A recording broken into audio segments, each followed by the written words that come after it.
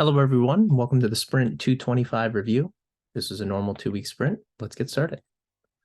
I'll start with the overview, Jeffrey on the UI, Adam on providers, and Joe on the platform. As you can see, pretty typical sprint with 98 PRs merged this sprint, and a pretty even spread across bugs, enhancement, test, etc. And did I announce this last time? I don't remember, but I wanted to mention that we did earn 100% passing on the OpenSSF Best Practices badge. There's a link there to our specific project and a description of what this badge is. It represents good standards for the project to keep it in a secure fashion. And there's multiple levels where you could be passing, you can get silver, or you can get gold. So we got passing, and we're working on silver next. And over to Jeffrey on the UI. Hey, so in this sprint, we merged a total of 8 PRs into the UI Classic repository, out of which 5 are bugs and 3 others. I can explain about them in the following slides. Next slide. We identified an issue with the rendering of toast notifications where only the most recent tree were displayed, even if there were multiple notifications present. And this PR fixes this issue by rendering the initial 3 notifications and implementing a timeout feature to display the remaining notifications until all of them have been displayed. Next slide. Gilbert fixed a few of the accessibility violation issues in the settings page. There are a few more remaining violations here, and those will be fixed when we remove the Explorer section from this page. Next slide. Gilbert made another fix related to accessibility violations at the services page. Next slide. David fixed a bug relating to the host edit form page where you can edit multiple hosts. This fix was implemented by checking the number of IDs passed down to the edit page, and we made a few logic changes inside this component. The after submit action logic was also corrected in this PR. Next slide. And here is another PR from Gilbert fixing the accessibility violation issues at the MIQ data table React component. Next slide. For the other PRs, David made a few Rubocop fixes in the roads.rb file. Joe dropped the Ruby 2.7 entries from the ci.yaml file, and Joe had also updated the translation files. That's all from the UI side.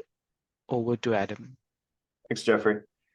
So this sprint in core, we made a change to autosave a manager's provider attribute, which was allowing us to remove some overrides that we had in some child classes that were working around the issue where the provider wasn't being saved automatically when it was being set during creation or update time. So we got to delete a couple of boilerplate create from params and update from params and some child managers. This was kind of an older PR, but got it updated and fixed and can emerge at this sprint. So it was nice to get some cleanup there. For Amazon, we refactored the regions spec. Essentially, they had a hard-coded list of regions which were not returned by the API. So if you have certain access keys, you're not able to get lists of certain regions, particularly in China and Europe, where you have to have special permissions to see them. And so we know that they exist, but the API doesn't return them. And so they had a hard-coded list of things which would not be returned. That essentially precluded the ability for us to automatically update the regions list on schedule, because we would have to also update the exclude list if there were any, in which case there were when we went to update this one. So I figured it was easier to just refactor that so we didn't have to update that list of excludes. That allowed us to then add the AWS region sync to the scheduled task. So on a weekly schedule, we update the database flavors and instance flavors. We now also keep the list of AWS regions in sync. For Nuage, if you remember a couple of sprints back, XLab changed their org name on Ansible Galaxy, which broke some stuff. And then this sprint, they changed it back, which also broke some stuff. So we fixed both of those. Next slide. For Flow, we added a number of validations to the workflow payload, namely checking to make sure that all required attributes like states and start at are present.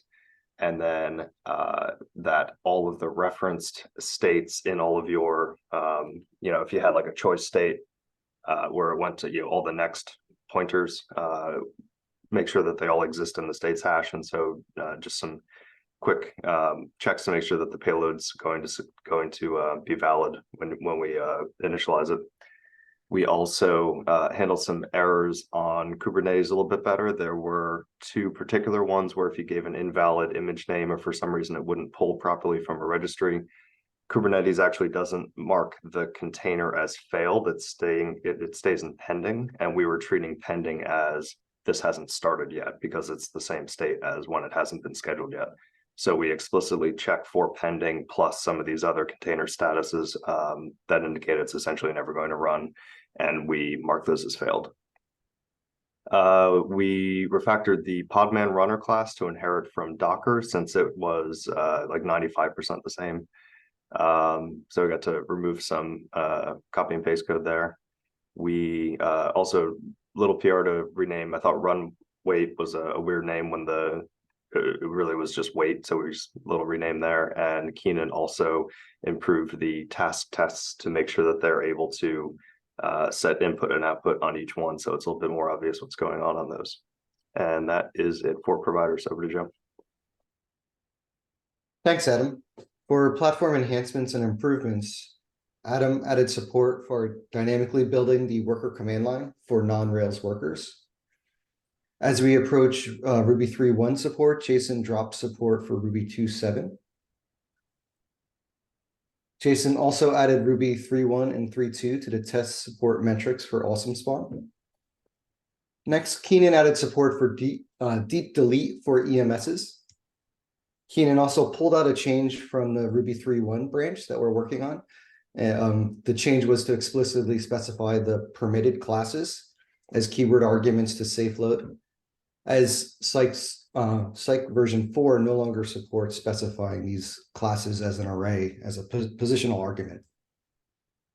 Next, Keenan also pulled out an additional change for Ruby 3.1 to resolve a minor test bug. David exposed some strings for translation in the request details page.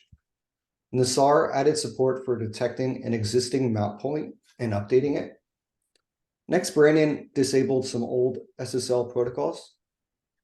And I generated the English message catalogs and added the translations based on it. Next slide, please. For platform bugs, Nassar fixed the messaging health check to the correct ManageIQ liveness check.